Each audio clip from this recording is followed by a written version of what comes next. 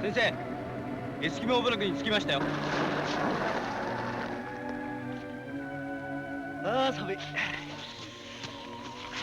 話はついてるんですか？ええ、コロンビア大学のウィリアム教授が連絡しといてくださったの。ああ。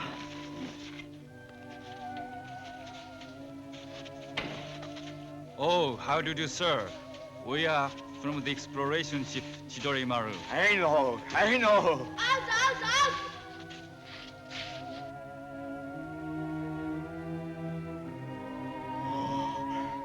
The devil's bird. エンジンを止めてるのは音波探知機に見つからないためね。どこの国のかしら。こんな平和なエスキモー部落にまで冷たい戦争の波は押し寄せてんだな。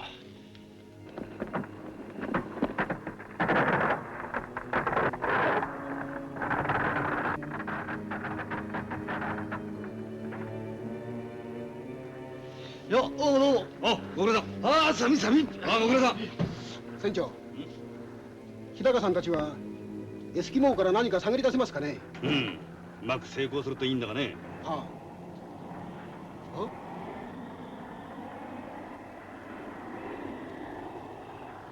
船長、あれは何ですか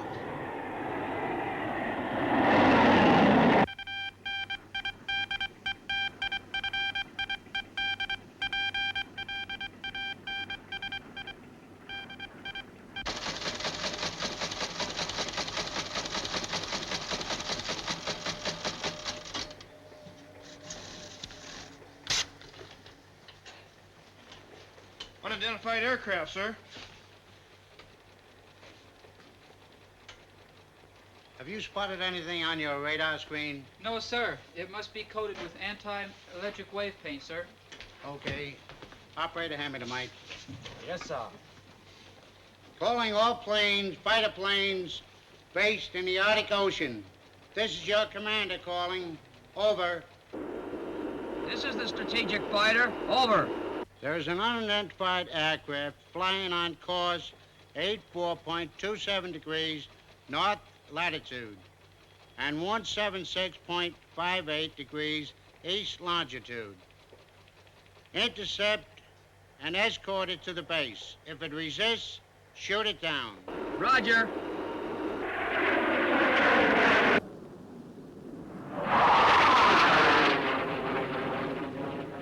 船長、どうしたんですか？わからん。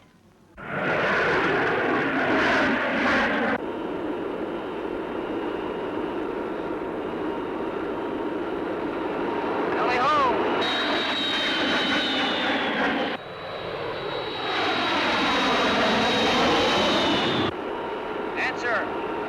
Answer. What is your nationality and flight purpose? If you don't answer, we will take you to the American Air Base. Break off. Give chase.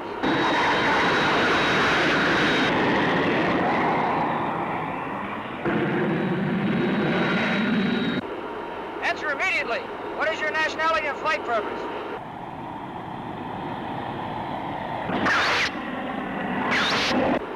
All planes, clear for action. Fire!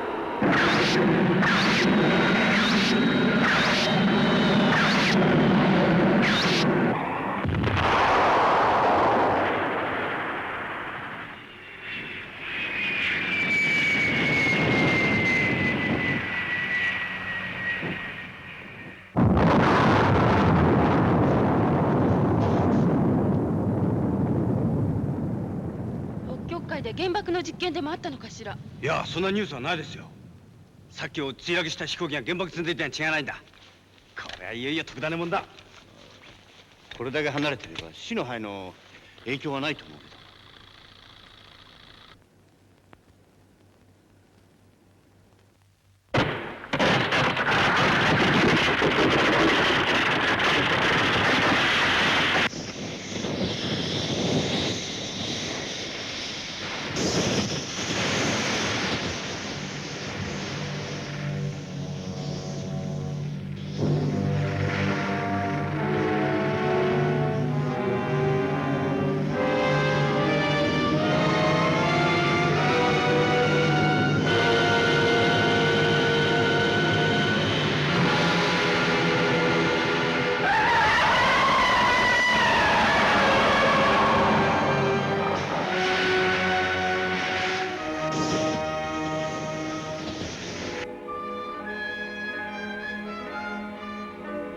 fighter planes. Answer. Calling fighter planes. Answer. Calling fighter planes. Answer. Impossible to make contact, sir. Possible hell. Nothing is impossible. Keep trying. Yes, sir. Sir, I think somebody is sending out radio jamming waves. What are you doing about it? Find out where it's coming from. Yes, sir. Yes, sir.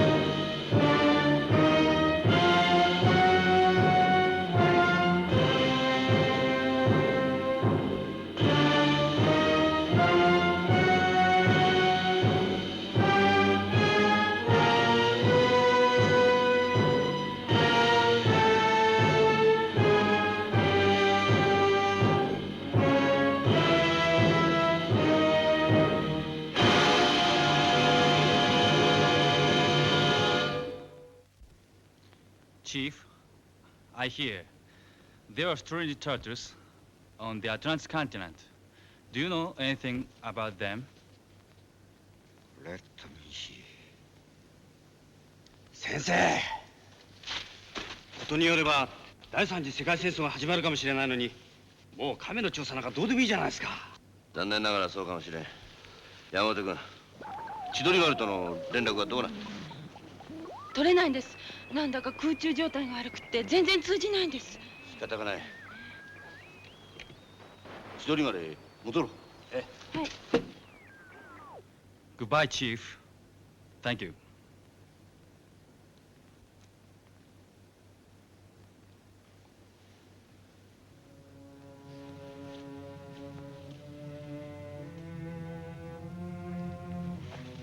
Mr. Hitaka. This is the legendary stone handed down from our fathers. Then, it is a turtle which lived on the Atlantic continent. Yes. It is the devil's envoy, Gamera. ガメラか。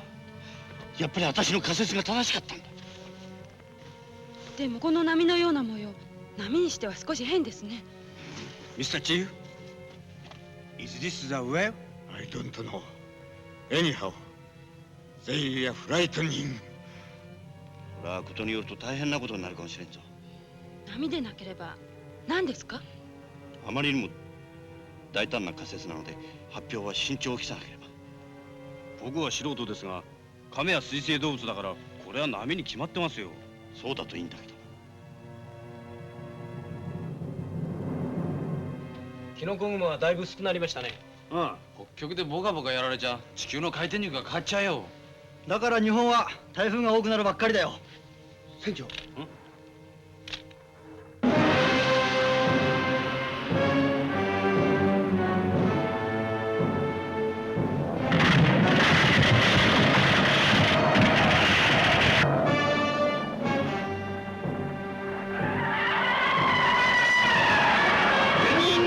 緊急避難せよ。全員直ちに退散せよ。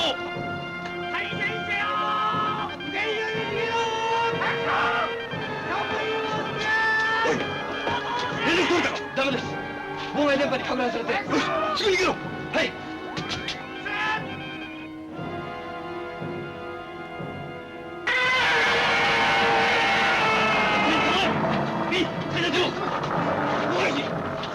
しかし、船長！いいから早く！おい、先に逃げろ。はい。お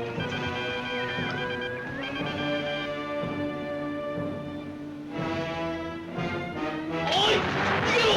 逃げろ！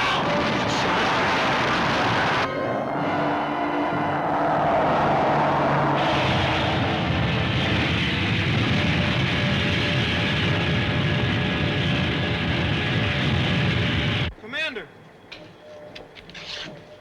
Last message from a Chidori Maru. Huge turtle. 60 meters. What's going on around here? I don't know, sir. Looks like a huge turtle made its appearance. Well, I will have to order up the observation planes to find out what's going on.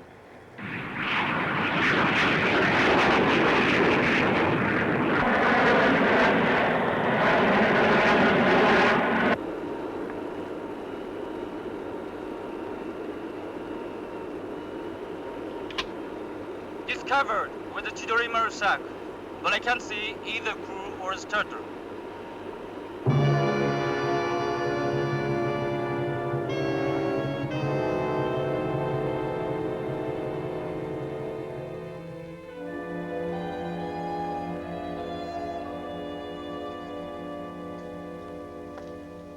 Good afternoon. Ladies and gentlemen, we have special news and an extra guest, Dr. Hidaka. Good afternoon. Good afternoon. Good afternoon. Please sit down. Thank you. Ladies and gentlemen, Dr. Hidaka, a Japanese zoologist, will now comment on the great turtle which made his appearance in the Arctic Ocean recently. Dr. Hidaka, please. 全世界の皆さん、今から数千年昔、北極海のあたりにアトランティス大陸という広い大陸があったと推定されます。そこにはガメラという巨大な亀が住んでおりました。これはエスキモーに伝わる伝説の石です。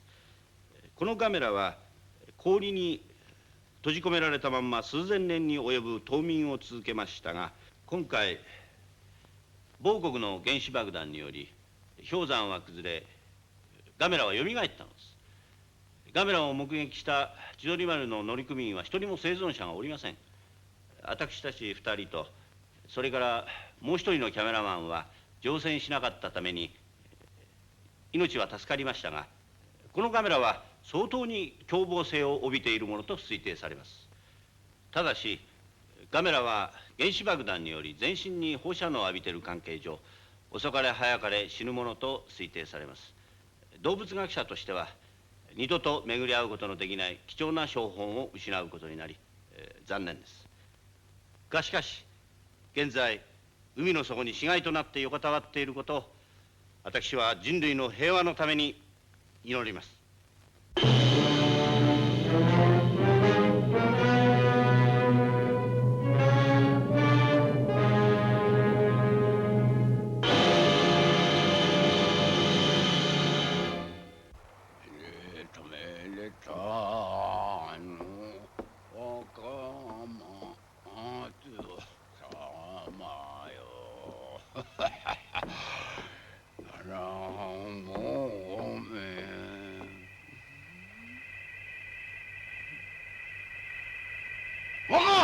死ぬ玉じゃ。待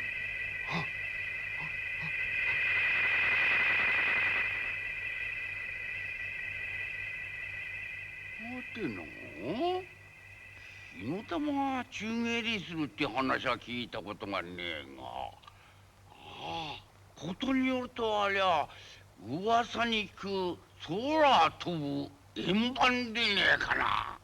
ここ 2、3日来、世界各地で空飛ぶ円盤騒ぎが急激に増えておりますが、日本でも昨夜遅く、新潟県の農家のおじいさんが見たと届け出がありました。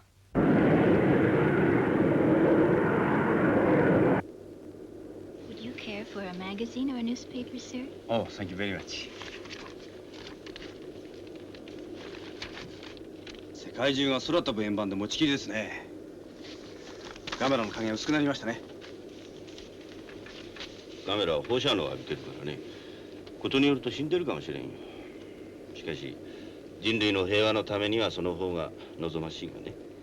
それにしても一緒に乗り込んだ千鳥丸の人たちが私たち3人を残して全滅してしまうなんて。まったくね。ガメラを調査にエスキモー部落に行った我々だけが命拾いするなんてね。実は今までお二人には隠してたんですけど、我々3人がエスキモー部落を訪問のために千鳥丸を下船した時、本当はどこの新聞社のカメラマンがお二人に同行するかくじ引きで決めたんですよ。じゃあ親木さんはくじ運が強かったのね。なるほど。千鳥丸には8人のキャメラマンが乗り込んでいたから、くじに外れた7人が北極海の木造になったというわけか。そうなんです。あのくじは生命のかかった運命のくじだったんですよ。僕がそのくじに当たった時、その当たりくじとウイスキー一瓶を交換しようなんて申し出たやつがいました。果てしない氷の平原で犬ぞりや車で走ってた方がスカッとするからね。ええ、それもあります。しかしカメラマンたちの本心は京子さん、あなたと旅を続けたかったからなんですよ。え？結果的には僕は命拾いしたんですからね。京子さん、京子さんは僕にとって運命の女神なんですよ。そんな。いやいや、僕の偽らざる本心ですよ。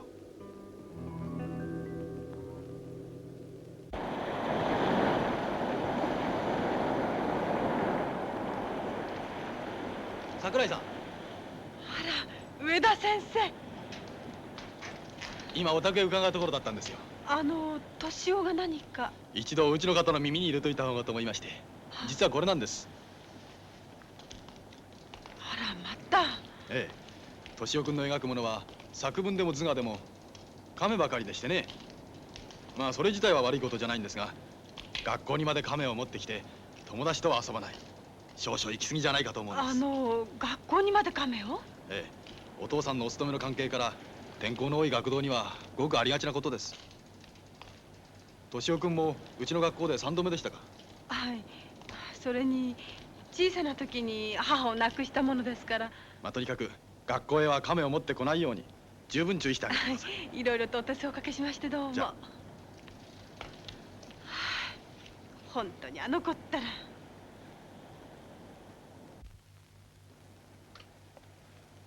ねえお父さん、今夜夜勤なの？東大森には休みはないさ。それにしては昼寝ばかりしてるじゃない。ごちそうさま。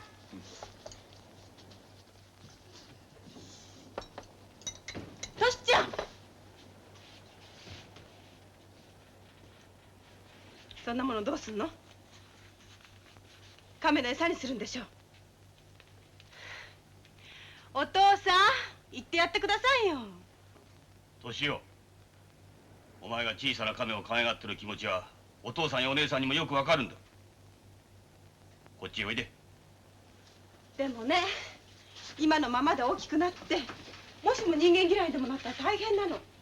世の中はね、一人で生きていかれないでしょ。その亀を離しておやり。その方が亀も生まれ故郷へ帰れていいし、お前も亀のことは忘れてしまった方がいいんだ。亀を捨てたらね、お父さんが何でも好きなもの買ってくれるって。買ってやるとも。お前の一番好きなもの言ってごらん。一番好きなものは何？なんだ？亀だよ。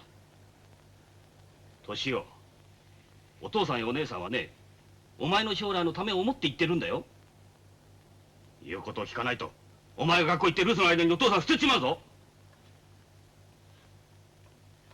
お父さんもね、そんな意地の悪いことはしたくない。ね。だからお前の手で捨てておいで。分かったわね。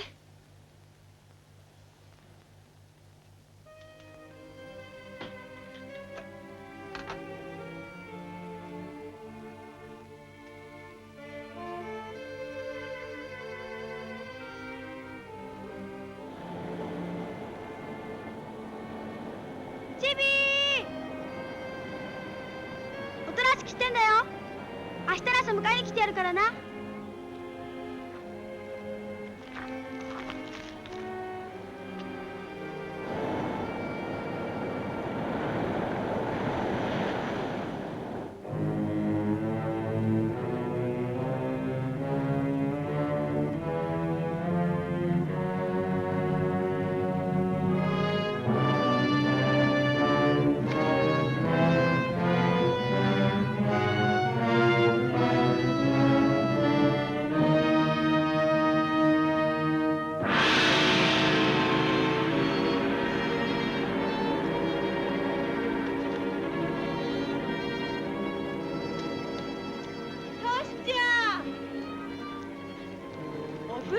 お姉ちゃん。ど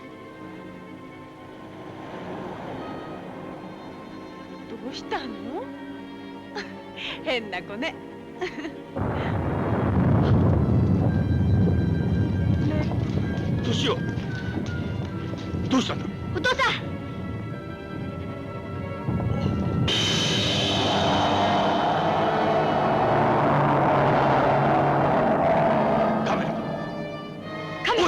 逃げるんだ。年を年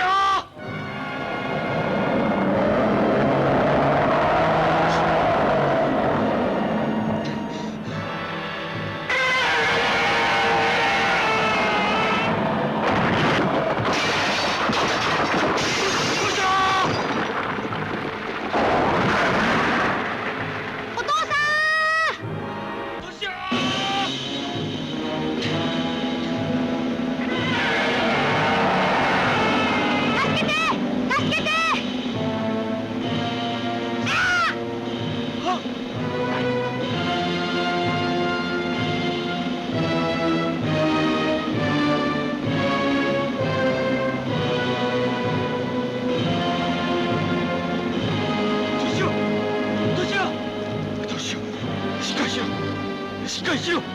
年を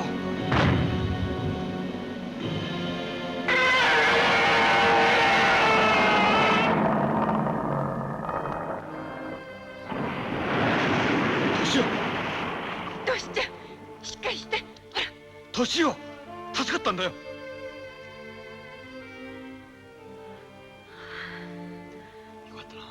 今のが新聞に出てたガメラでしょ。ああ、カメラ行ってしまったよ。僕どうしてここにいるの？ガメラがね、ガメラが助けてくれたのよ。ガメラが僕を？よかったわ、よかった。よかったよかっ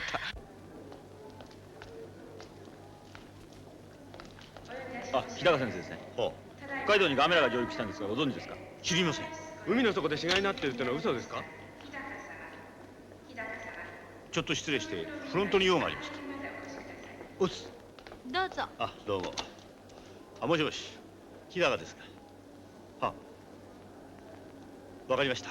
このまますぐ現地に向かいます。山本君、北海道大学の宗佐博士だ。北海道にガメラが現れたらしい。すぐ切符の手配をしよう。はい。あ、先生。いずれまた。あ、先生。次にただいま入りましたニュースをお知らせいたします。現在航空自衛隊の偵察機が空からガメラの行方を調査しております。今後ガメラを見つけ次第臨時ニュースでお知らせしますから、このままラジオやテレビを切らないでください。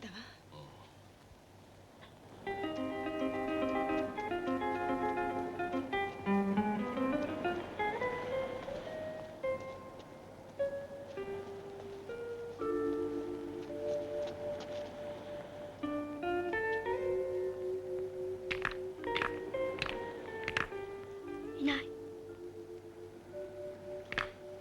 チビチビチビ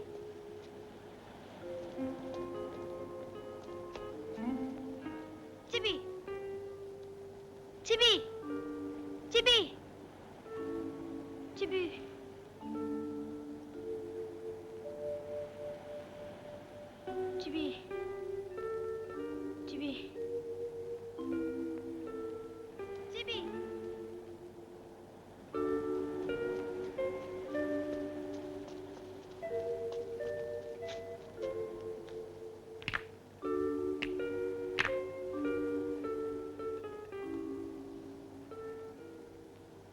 チビどこ行ったんだ？あ、そうか。チビがガメラになってるのかもしれないぞ。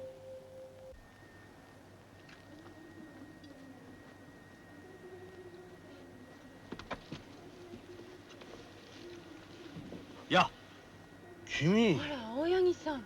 命拾いした3人組の1人を置いてきぼりにするなんて水臭いですね。よし、君、新聞社で待っとるんじゃないのか？あ、たった今北海道のガメラを映しに派遣されることに決まりました。京子さんは幸運の女神ですからね。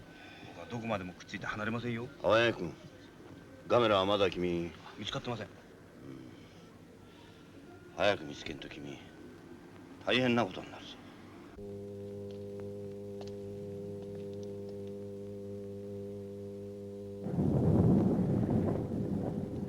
おい、なんだ今の音は。まさか裏山が噴火するんじゃないだろうな。変だな。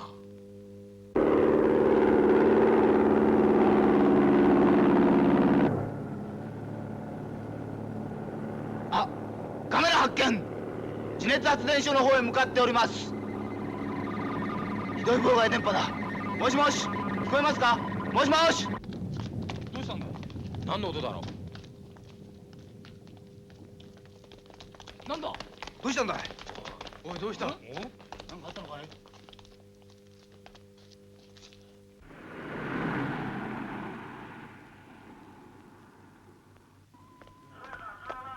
どうぞ。ただいま到着いたしました。東京大学動物学教室の日高です。助手の山本です。そちらは？あ、一都新聞のもんですか？困りますな。マスコミ関係者はご遠慮願ってるんですが。いや、この青柳君は我々とエスキモー部落へガメラの調査に出かけた仲間でしてね。ガメラとは因縁浅からぬものがあります。同席してもらえば何か参考意見でもあるかと思いまして。なるほど。ではどうぞ。副官。は。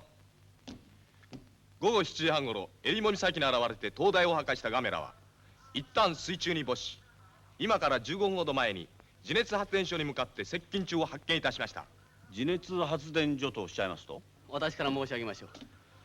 この辺りを通っている千島火山帯の1000度に及ぶ高温の水蒸気をボーリングして人工的に吹き出させ、その蒸気でタービンを回して発電させるのが地熱発電所です。じゃあそこへ行けば1000度の水蒸気が地面から吹き上げてるわけですか？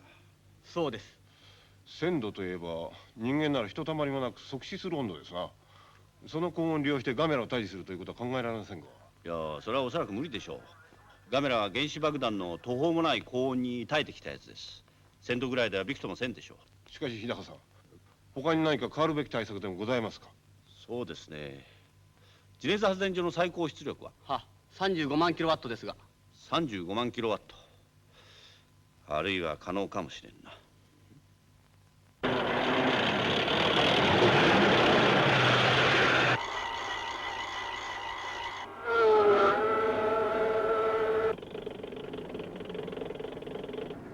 司令者、応答願います。こちら司令者、どうぞ。攻撃準備完了。了解。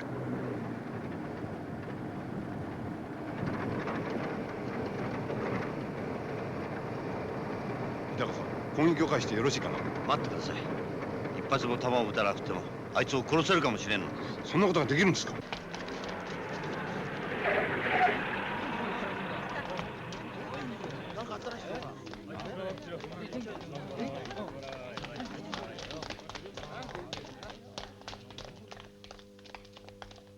あ、どうもご苦労さん。準備完了しました。先生、高圧線に近づいてますよ。スイッチを入れてください。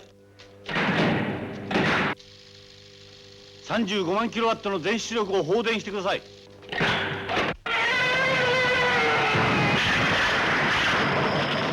ますます元気が出てきちゃうよな。まったくね。ガメラの細胞組織はどうなってんのか知らないが、これじゃ栄養剤を注射してやったようなもんだ。先生、これはどうなってんですか？わしの失敗のようだね。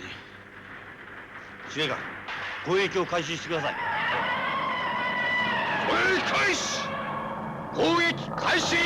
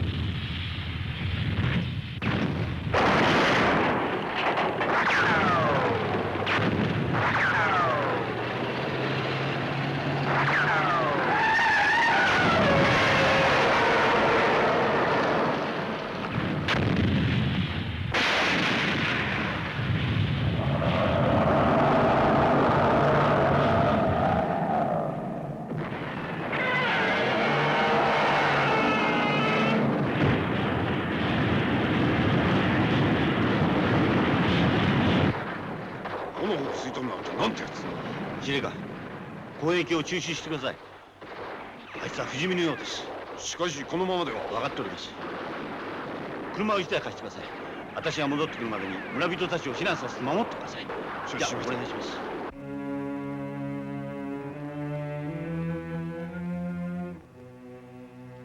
ヒグイガメ。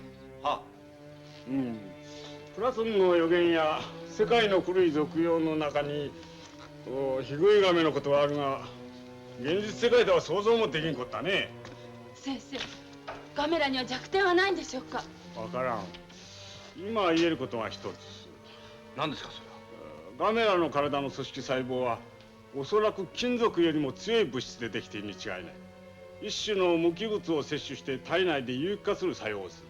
では人類が発明した戦争用の武器でガメラを殺すことは？不可能です。核爆発の膨大なエネルギーなどはヤッコさんに栄養を補給してやるようなもんじゃないかな。すると原子爆弾など全ての核兵器では歯が立たないというわけですね。この伝説の石のこの模様、波にしては合点がいかんが、私たちも初めからそう思ってるんです。エスキモーのこの素朴な表現の中に実は途方もない真実が隠されているのかもしれんね。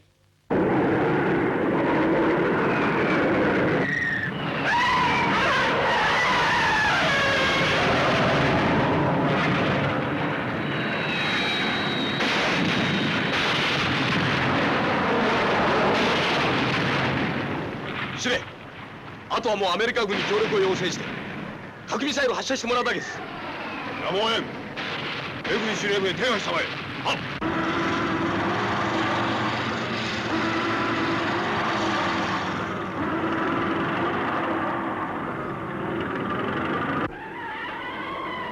撃っちゃダメだ。いじめちゃダメだ。ガメラは悪いやつじゃないんだ。お、博士。その後以上は認められませんか？しかし今度こそは目に物見せてやりますよ。アメリカ軍に要請して核ミサイルをぶち込んでもらいますから。司令、核ミサイル発射準備完了です。よし、発射。待ってください。撃っちゃダメだ。撃っちゃダメだ。年を撃っちゃダメだよ。司令官、この坊やの言う通りです。核ミサイルの発射中止してください。どうしてなんです？これが最後の切り札なんですよ。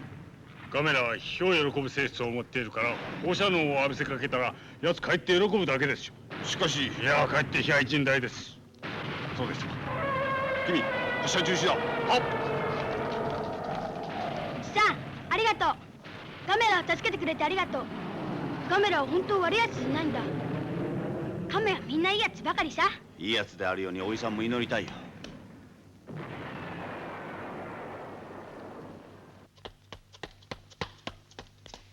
司令、ここの発電所は完全に破壊され、回復の見込みは全然ありません。ご苦労。博士、お聞きになりましたか？とにかくエネルギー源を食うということは全く無敵だ。日高君、何か意見はないかね？はあ。逆もまた真なりという定義が正しいとすれば、高温に強いものは低温、つまり冷たい温度には弱いと思います。ガメラの体を凍らせるような冷凍作戦とでもいうような方法以外にはないと思います。冷凍作戦か。それも一つの可能性かもしれんね。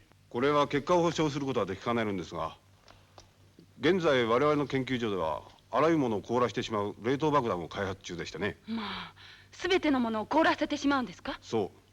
これは軍事機密なんですが、例えば熱帯地方のジャングルで戦争が行われるような場合、熱帯性の動植物を冷たい温度で封じ込めるのが目的です。司令官、研究はどの程度進んでるんですか？試作品はすでに完成しております。まあとにかくその冷凍爆弾をガメラにぶつけてみようじゃありませんか。させ。ただし一つだけ難点があるんです。と言いますと？冷凍爆弾の有効期間は目下のところ10分間だけです。ですから10分経つと凍ったものも徐々に溶け始めるんです。10分間しかガメラを束縛することはできんのか？ええ、残念ながらその通りです。カ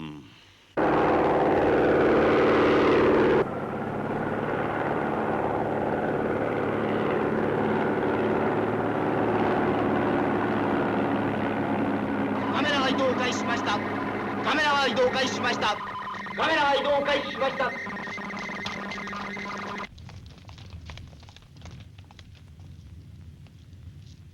刻も猶予ならん。やってみましょう。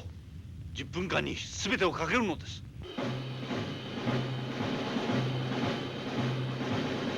カメラはゆっくりと地獄岩方面に向かっています。了解。地獄岩を降りたところに温泉街があります。それまで何とかしないことには。急ぎましょう。はっ。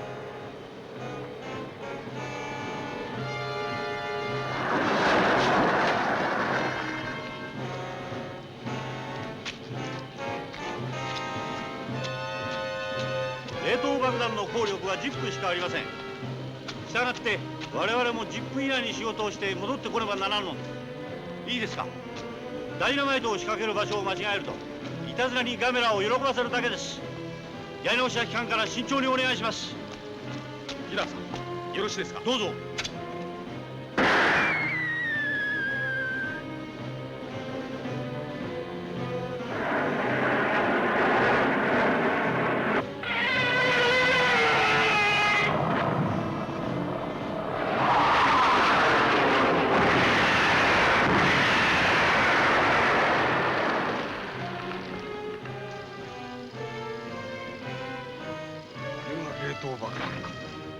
動きが鈍くなりましたよ。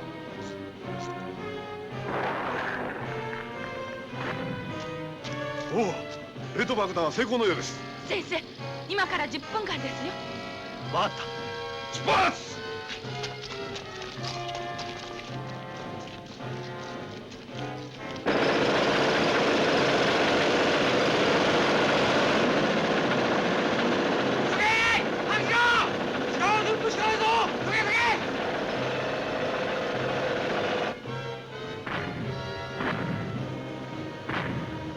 カメラが動き出しましたよ。カメラには冷凍爆弾も10分間しか持たんのか。あと何分？5分よ。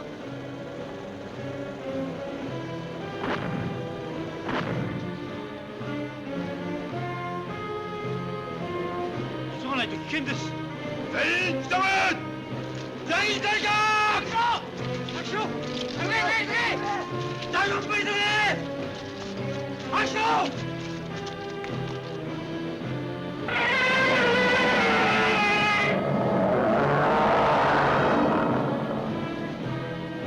あと3分しかないわ。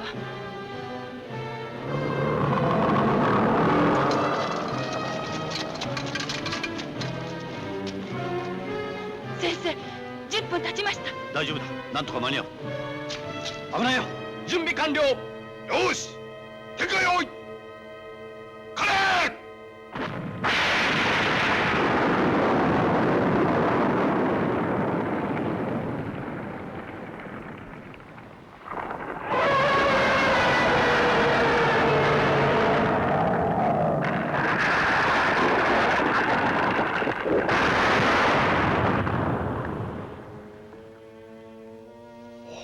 裏返しに成功だ。博士、でこれから先は。亀という動物は裏返しにされたら自力では起き上がることは不可能です。このまま気長に飢え死にするのを待てば今度こそ奴の息の根は止まりますぞ。先生、おめでとうございます。あそこでガメラが餓死してくれれば我々は得難い標本を授かることになるんだ。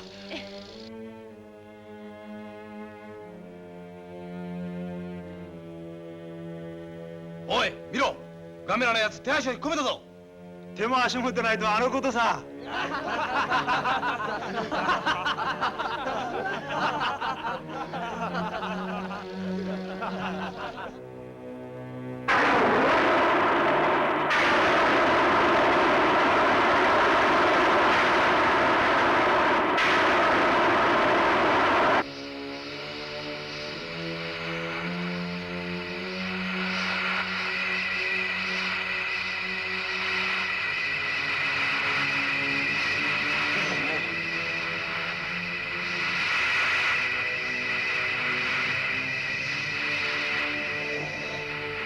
亀が空を飛ぶとはの。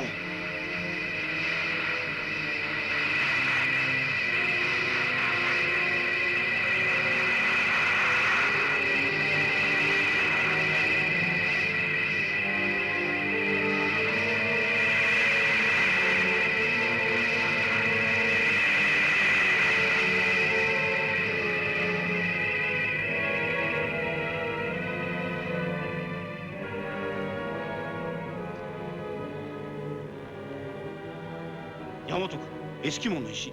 はい。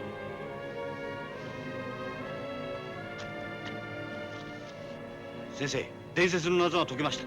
この模様は波じゃなくて雲だったんです。ガメラは空を飛ぶことを暗示するために描かれていたんです。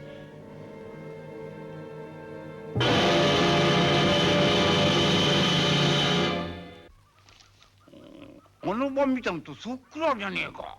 じゃあおじいちゃんが見たのはガメラだったんだね。うん、そうよ。うっかり長生きするとろくでもないもんばっかり見るさ。だと思う。大丈夫？平気だよ。早く。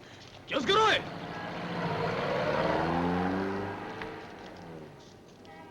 どうしたのこんな石。北海道から持ってきたの？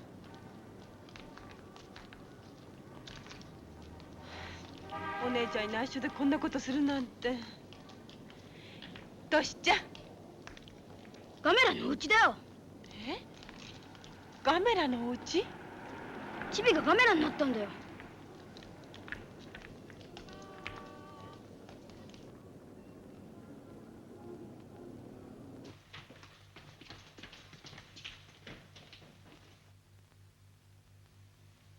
これだけ世界中のあちこちでガメラが空を飛び回ってるのに行方が突き止められないなんて残念ですね。いや、まだ特定の土地を襲ってないだけ見つけもんだよ。ええ。どうぞ。どうぞ。こんにちは。先生こんにちは。おお、敏夫君、どうしてここへ？もしも上京したらお尋ねくださいって私がお手紙を差し上げたんです。でもこんなに早くお目にかかれるなんて。はい、実は私たちの灯台がガメラに壊されてただいま建て直し中なんですが、官舎が出来上がるまで住まいも不自由なもんですから、当分の間私とこの子は築地にある父の実家に厄介になろうと思いまして。おお、それは大変ですね。でも敏夫ちゃん、東京見物もできるわけね。ほらあそこに見えるでしょ。あれが東京タワーよ。先生、ガメラどこ行っちゃったんですか？さあ、おじさんたちも探してんだわね。ガメラ一人ぼっちできっと寂しいんだよ。本当は悪いやつじゃないんだ。カメはおとなしい動物なんだよ。この子ったら本当にカメが好きで。嘘じゃないや。ガメラは寂しいからお友達を探してるんだ。お腹がすくから餌を探してるんだよ。チビみたいな小さなカメもガメラみたいな大きなカメも一緒なんだよ。同じなんだよ。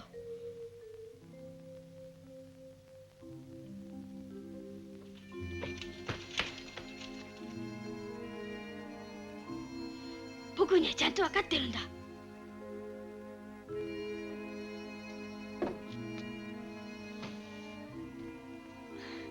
ねえおじさん、皮肉なもんね。私が来てから途端に仕事が暇になっちゃって。なんだか私悪いみたい。何言ってんだよ。信代ちゃんには関係ないけど、魚や缶詰と干物ばっかりじゃ商売上がったりだよ。一郎ちゃん待ってよ。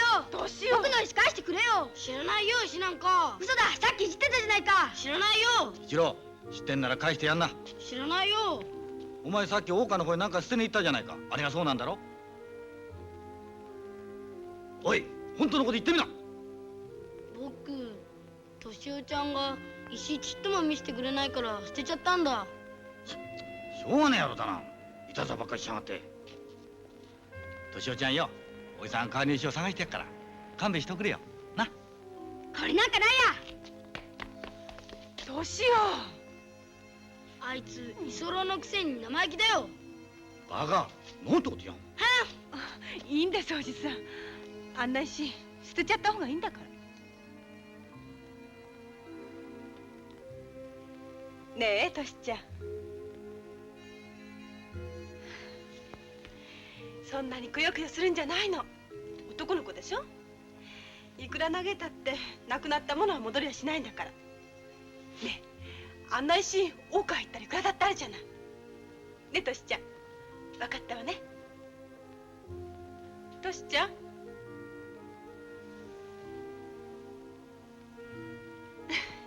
なんだ寝ちゃったのか。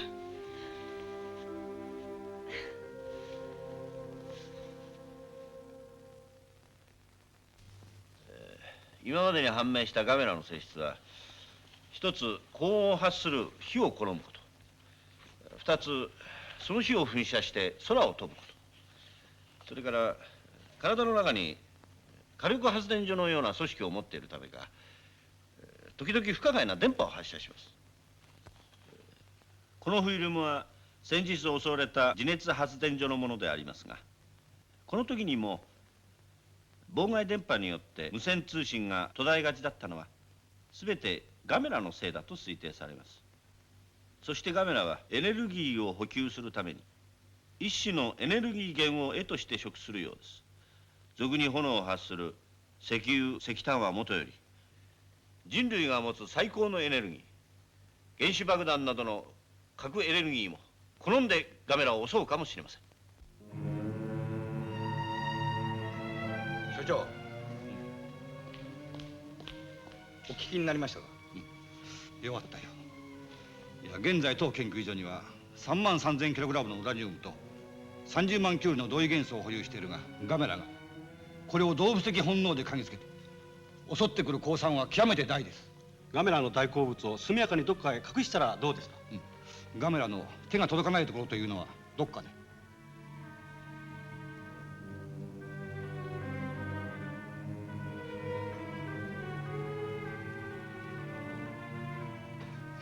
こう毎日荷が減らねんじゃ本気で商売街を考えなくちゃいけねえや。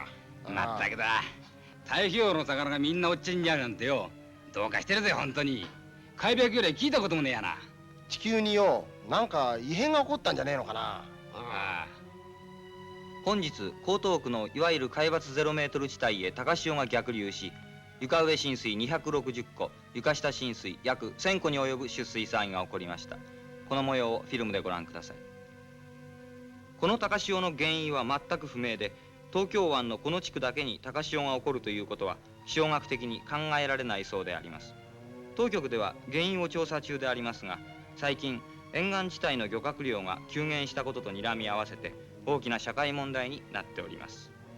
続いて東京湾では不可解な電波妨害があり、空中状態が極度に混乱し大事故が勃発いたしました。ラジオビーコンに誘導されていたギリシャの石油タンカーが不良な空中状態のために感度が乱れ、進路を誤って衝突したものであります。それではキャメラを防衛庁に切り替え、ガメラ防衛対策本部日高教授の共同記者会見の模様をお伝えします。東京湾に起こっている相次ぐ不可解な事件は今のところ詳細に原因はつかめておりません。しかしこれはあくまでも私の推測でありますが、いずれの場合にもその原因はガメラではないかと考えられます。というのはどういう意味ですか？今までのデータを総合しますと、おそらくガメラは東京湾の海底にでも潜んでいるのではないかという結論を出しても決して言い過ぎではありません。東京湾の不可解な事件を究明するべく、アメリカ、ソ連をはじめとして世界中の科学者が続々と来日した。以上が今までの経過であります。結論として残念ながらガメラの息の根を止める根本対策は全くないということです。人類が持っているいかなる武器も役に立たないのであります。ミスター・モラシ、私たちはニューヨークの国連本部から一つのアドバイザーを受けてきたのです。お聞かせください。それは例の伊豆の大島に建設中の Z プラン使ったらどうかということです。あの Z プランを。あの Z プランは絶対です。あれ以上のガメラ撃退法はないでしょう。その頃、伊豆の大島に世界中の科学の粋を集めて、ある膨大な実験設備を建設中だった。その設備はアメリカとソビエトが平等に技術的援助を提供して人類の科学の進歩を世界の人々に公開しようというもので、海岸べりの山の中腹に着々と作られていたのである。だがしかし、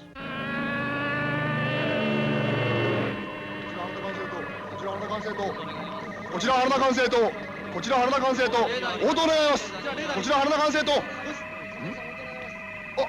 あれはなんだ。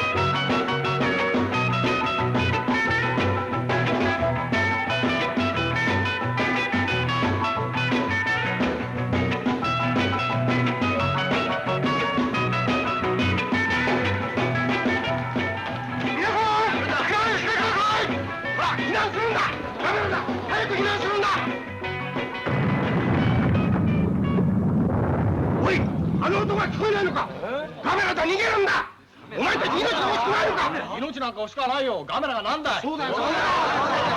そのダンスを止められるものは何もないんだ。おてめえ頼む、親の身にもなってみろ。お前たちのお父さんやお母さんもいるんだろ。ガメラだ。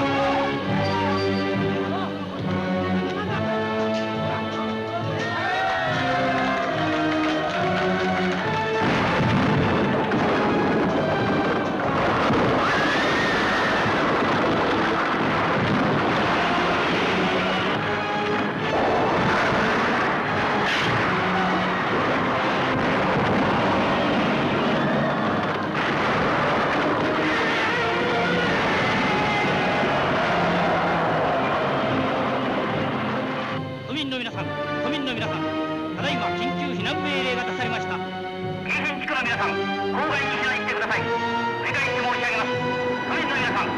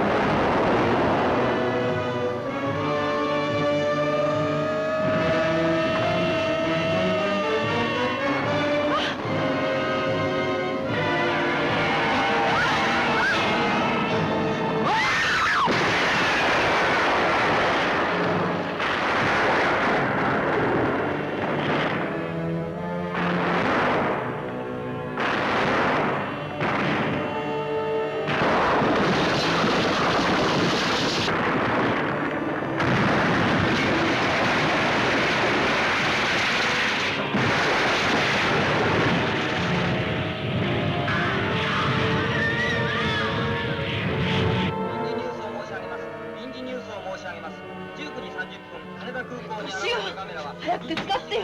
ここにいたら危険なんですって。明日の朝八王子に疎開するのよ。トシちゃん、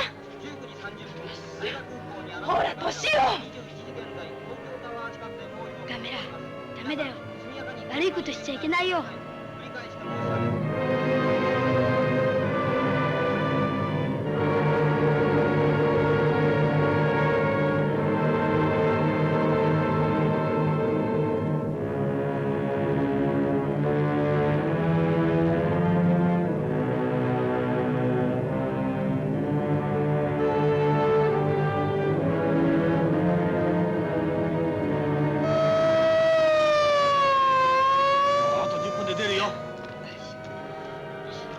ねえ、トシを知らない？知らないよ。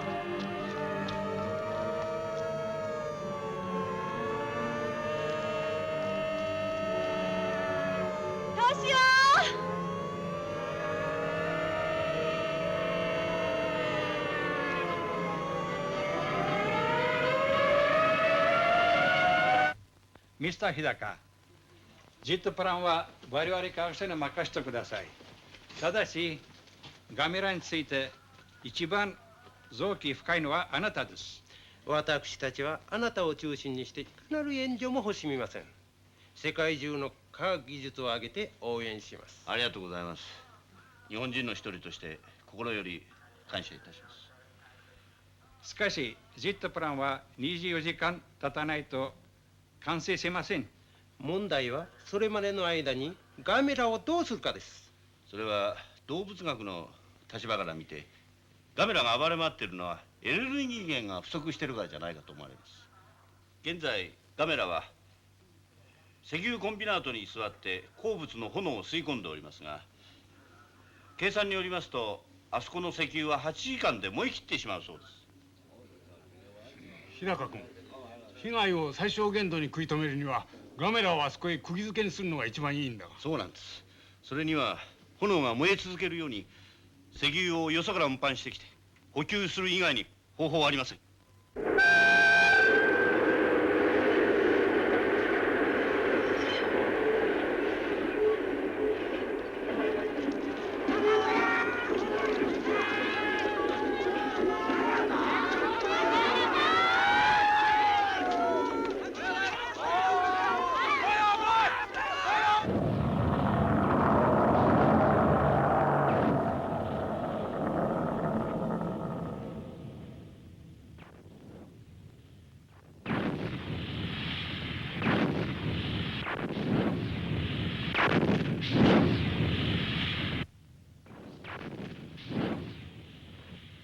この分だとジョータンクは全部やられるな。了解。おーい、発射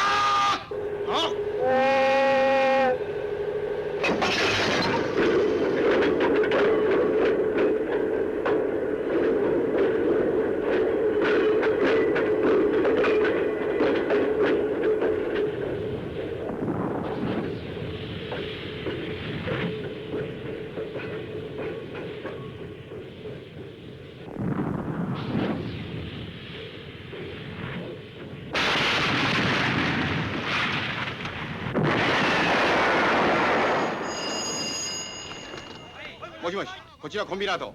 あ、日高さんですか。はい、わかりました。皆さん、あと24時間石油を補給して頑張れば OK です。頑張ってください。おお、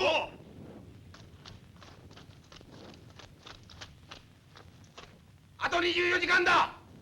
頑張れよ。おお、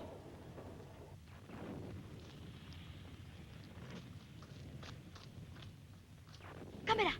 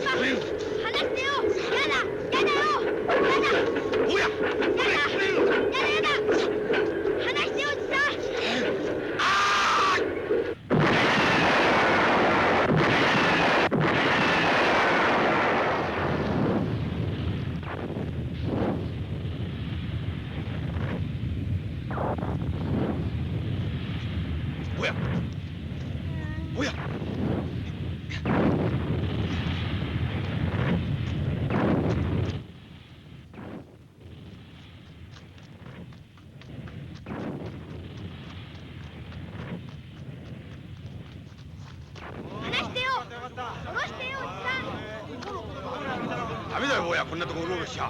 早く家へ帰んなさい。じゃあガメラと友達なんだよ。分かった分かった。早く家へ帰んなさい。大丈夫だ。はい。おい、早く帰んな。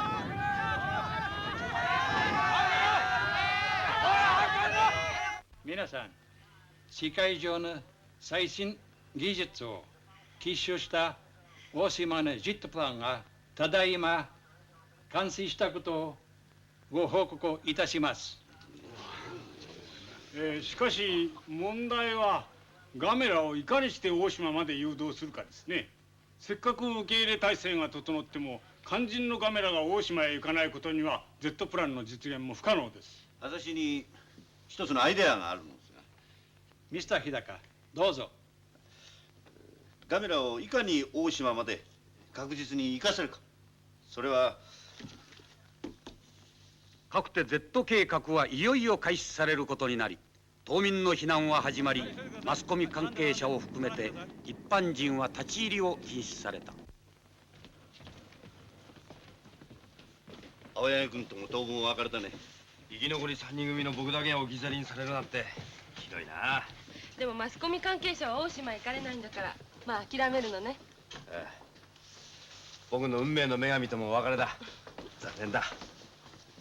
村瀬博士のいる川崎へ行きなさい。あそこなら取材ができるはずだ。ええ、じゃあ。じゃあね。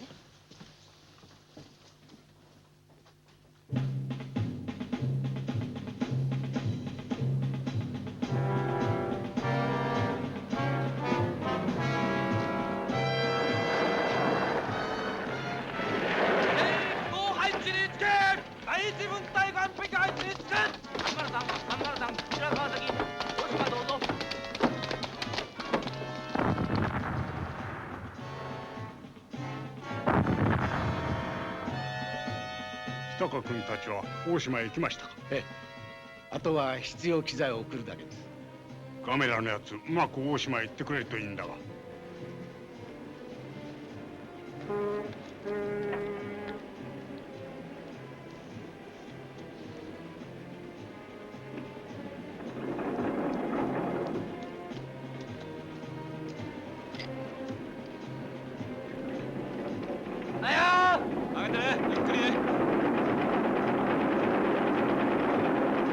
博士、ご面会です。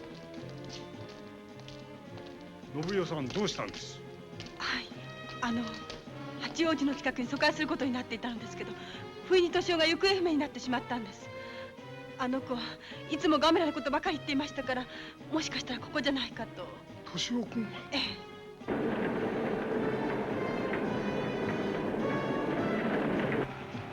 もしもし。はい。はい、そうです。はい。Z計画最終機材到着しました。海岸の仮本部へ願います。はい。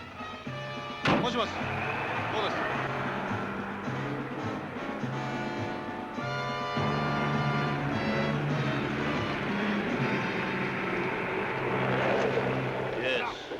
これが Z 計画の第一段階です。しょうがないな。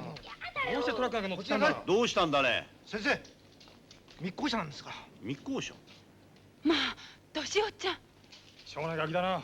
僕、ガメラのことが心配で。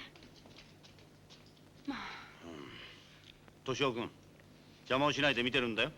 うん。さあ、あっちへ行きましょう。Well? じゃあ皆さん始めます。ミスター日高、本当にガメラをここ呼び寄せることはできますか？もちろんです。台風が近づいてますから、その前にやってしまわなければ。もしもし、こちら大島。Z 計画開始します。看板急げ。早く行け。どうだ。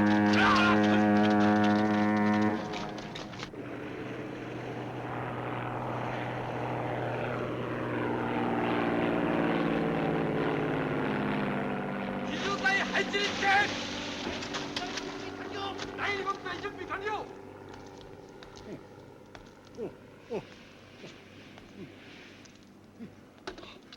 信代さん、よかった。敏夫君は大島で保護されてるそうだ。まあ、よかったわ。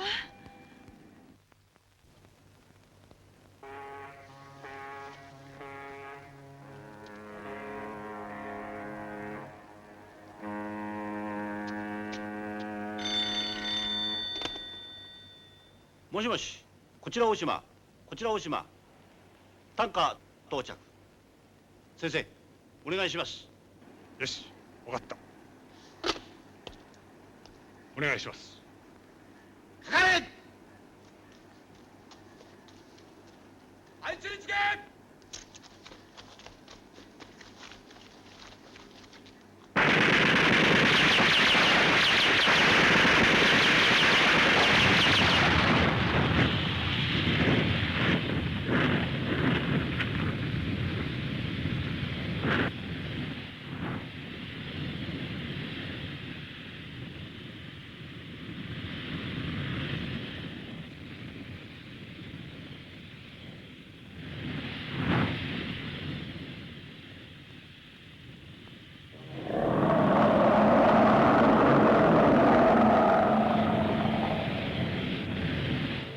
思い出しましたよ。先生。成功だ。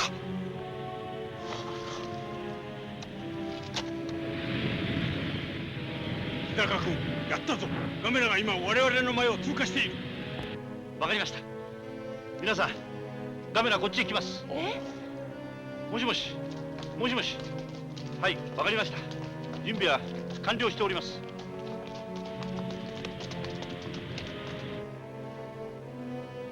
先生、来ましたか？そう慌てちゃいかん。台風情報を申し上げます。大鳥島の東方に発生した台風がにわかに進路を北東に取り、急速に本土へ接近しております。中心気圧は960ミリバール、最大風速は50メートルで、この台風の特徴は雨を伴わないミスター日高、どうしましょう。太平洋側の海上上陸さえしてくれればこっちのもんなんですが。カメラだ。カメラが来たぞ。カメラだ。カメラだぞ。どうしたぞ。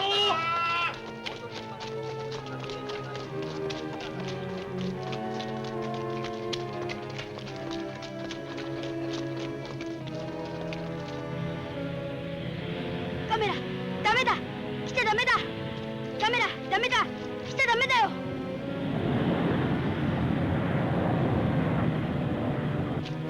カメラ早く来い。もうちょいだ。おーい、風が吹いてきたぞ。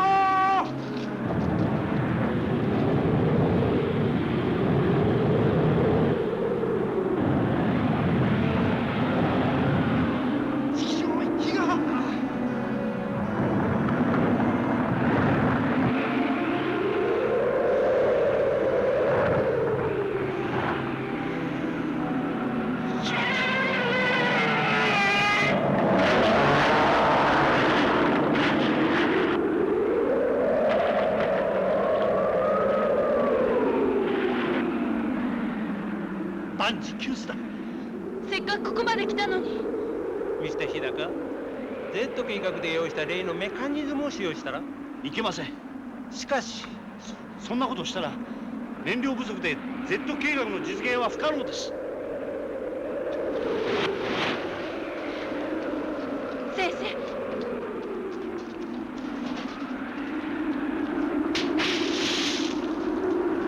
誰か止めるんだ。何をするんだ君は。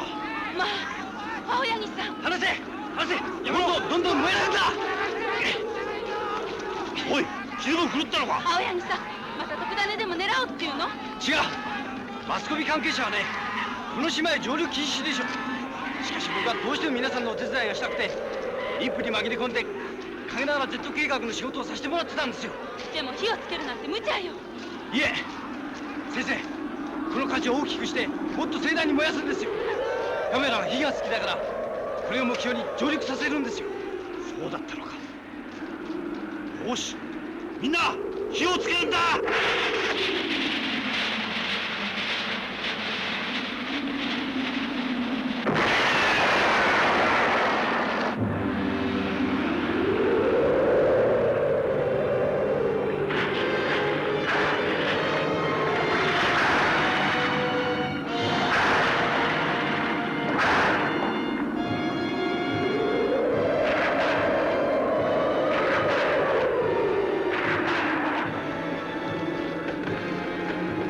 どんどん燃やせ。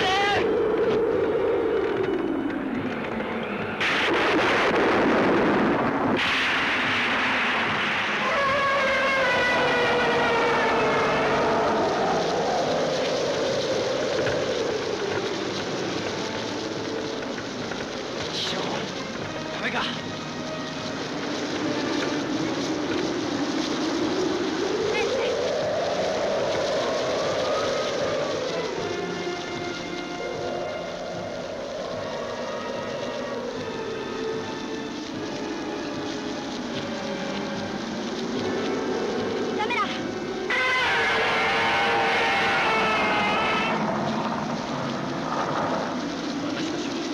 だけのことはやったんだ。自然の威力には勝てないんですね。チキショー、悔しいよ。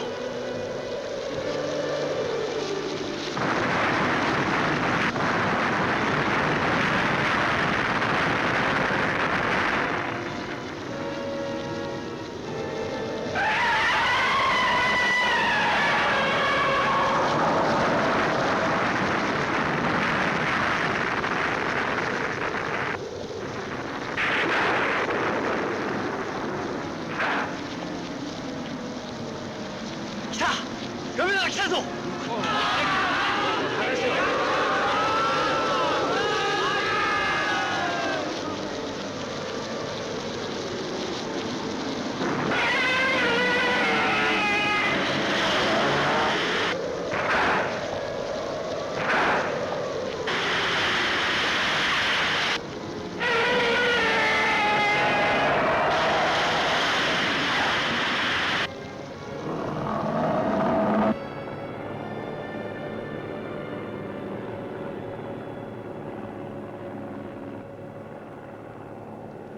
風化は収まりましたね。うん。Z 計画には好都合だ。着陸します。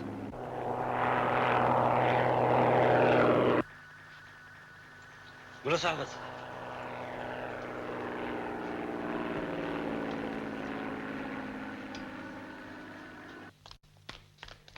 お姉ちゃん、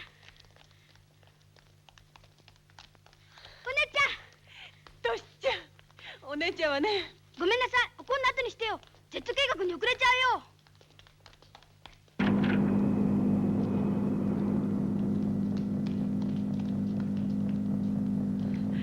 すごいわ。すごいだろう。僕ここ気に入っちゃったんだ。早くいらっしゃい。遅れるわよ。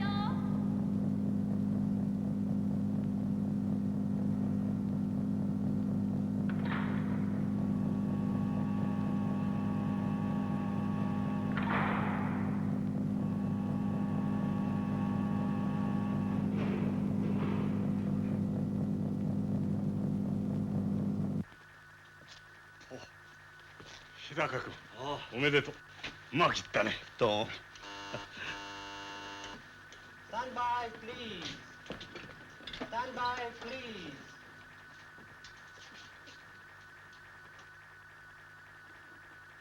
ジェット作戦を開始いたします。ファーストステップ。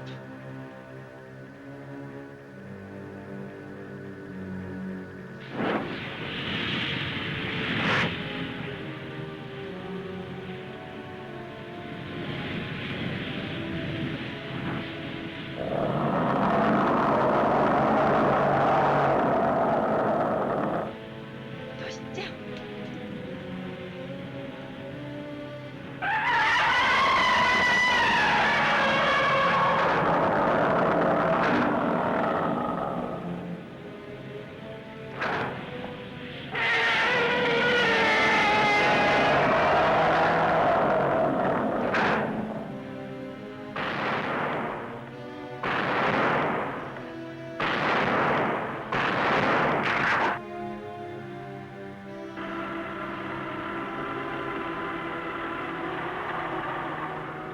今だ。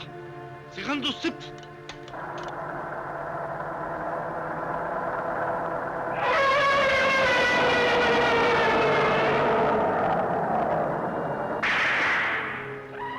サードステップ。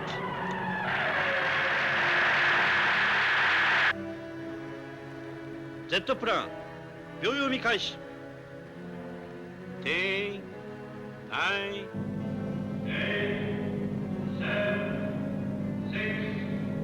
5 4 3 2 1 0。